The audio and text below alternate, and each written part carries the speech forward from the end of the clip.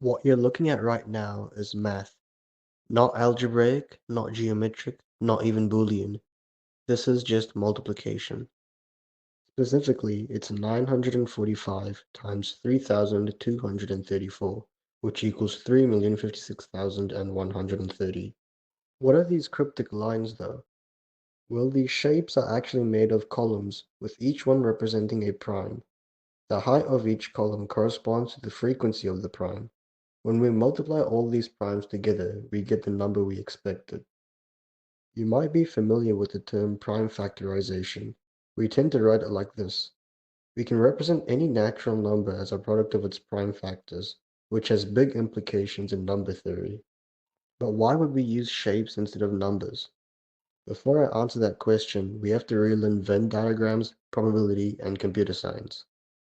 Because today we're diving into multisets. The multiset is criminally overlooked despite being one of the most powerful collections to exist. It is an intuitive extension to the more commonly known set.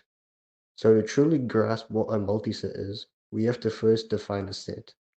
You will often hear that a set is a collection of unique items.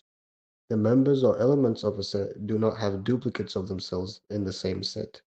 This definition is perfectly fine for a shallow understanding of sets. It's simple and it works. For now, we will stick to this definition of a set and expand on it later. Sets, like many other things in math, have operations associated with them. There are three fundamental set operations we use.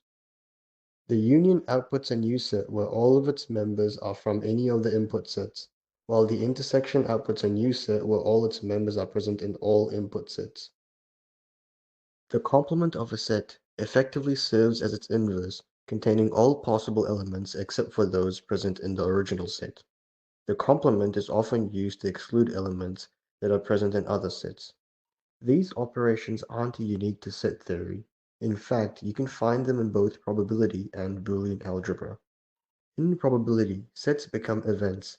The size of a set doesn't matter in probability, but its size in relation to the universal set does. That's why probabilities always lie between 0 and 1. No event can be more probable than absolute certainty.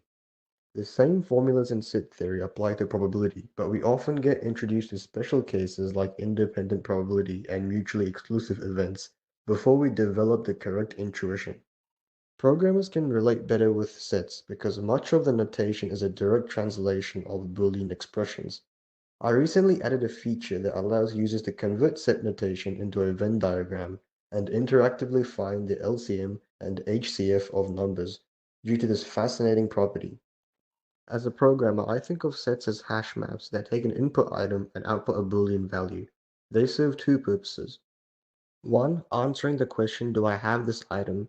And two, changing whether they contain or don't contain an item. If an item exists in a set, the output will be true. Otherwise, it will be false. By default, all the keys should map to false when creating an empty set. Let's say we want to filter a universal set U by the subsets A and B. We can convert our set notation into a logic expression due to each set operation having a logical counterpart. The output of this logic expression will tell us whether the item will exist in the resulting set. This special perspective on sets is what helps us develop a better intuition for this topic. I have a question for you. What is a set plus a set? Some people assume that union is the same as addition and intersection is the same as multiplication. This is the bane of students. Although the intersection does distribute over the union just as multiplication distributes over addition, the similarities pretty much stop there. A nice way to prove this misconception wrong is to replace our logical expression with addition and multiplication. Instead of true and false, we will use 1 and 0. The problem is obvious. 1 plus 1 will overflow to make 2. I have good news though. There is an arithmetic equivalent for these operations. Our unexpected heroes are the min and max functions. This discovery fixes our overflow error and works seamlessly like our logical operators. However, we can extend the min and max functions beyond just true and false. The scope is no longer Boolean, but whole number. This is where multisets come in. Instead of a hash map of booleans, we can now have a hash map of integers. Coming back to my question, a set plus a set is a multiset. You can't add sets unless you convert them to multisets. Now that a hash map outputs integers, we have to convert our set notation to arithmetic instead of logic expressions. We already know that the intersection is the minimum and the union is the maximum. But what is the complement? It turns out it's the symmetric difference by 1, or complement to 1. There is no standard name for this operation.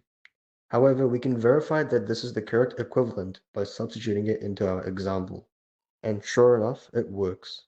I find it funny that we essentially use the symmetric difference to compute the symmetric difference. It turns out the NOT operation is the same as an XOR by 1. I could go on about the circular nature of logic gates, but I'll save that for another time. In addition to these traditional set operations, we can also use the addition operation on multisets. This effectively merges multisets together.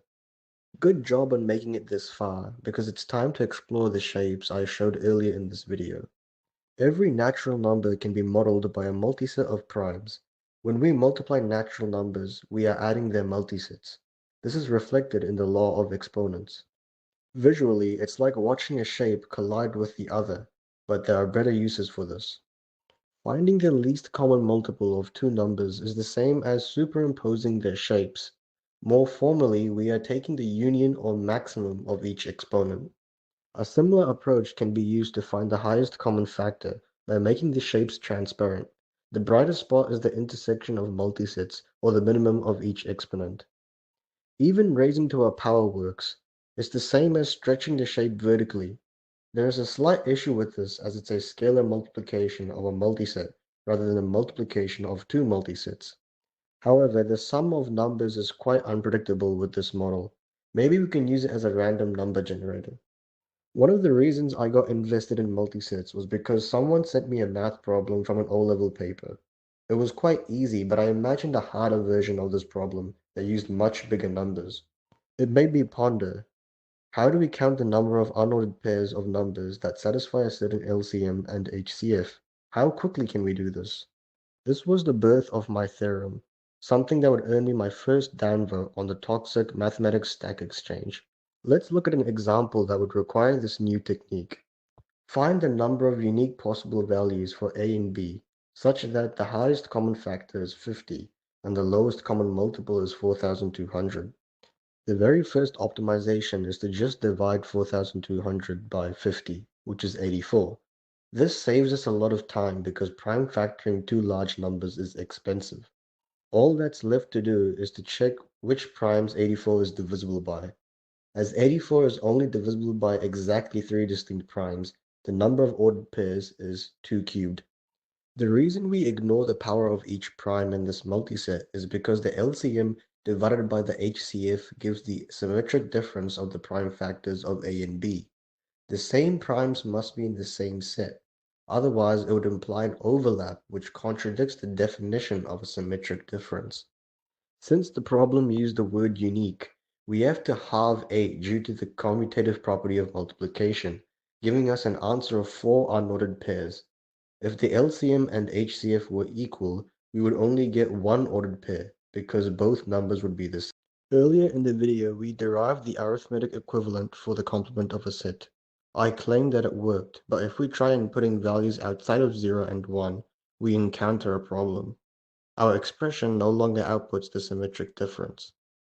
The purpose of the symmetric difference is to output a set that only contains elements from either set but not both.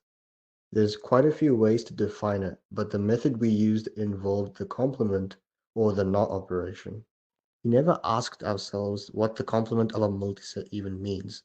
What does the universal multiset even look like? A key part of critical thinking is to doubt assumptions and find ways to prove yourself wrong. The more challenges your idea survives, the more confident you can be about its correctness. Instead of grappling with the complement of a multiset, let's take a trip back to grade school when sets were unheard of and negative numbers were still out of reach. What did you do when you needed to find the difference between two numbers? You subtracted the smaller number from the bigger one. The same concept applies to sets.